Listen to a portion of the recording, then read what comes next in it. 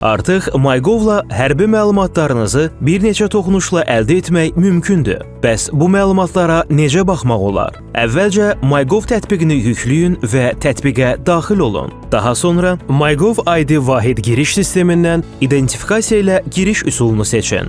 Müvafiq hissəyə identifikasiya nömrənizi və şifrənizi yazaraq MyGov-a giriş edin. Məlumatlarla tanış olduqdan sonra PIN-inizi müəyyən edin, əsas səhifəyə daxil olun. Əsas səhifə açıldıqda xidmətlər bölməsinə keçin. Ardınca hərbi kateqoriyasını seçin. Burada vətəndaşın aşağıdakı məlumatları əks olunur.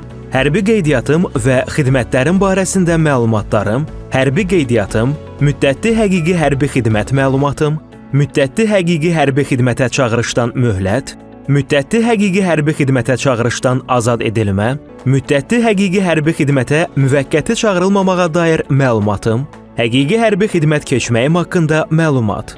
Hər bir sənədi PDF kimi yükləyə və ya rəqəmsal formada paylaşa bilərsiniz. Qeyd edək ki, MyGov üzərindən əldə etdiyiniz sənədlər dövlət qurumlarından kağız şəklində aldığınız sənədlərlə eyni hüquqi qüvvəyə malikdir. MyGov ilə rəqəmsal gələcək buradan başlayır.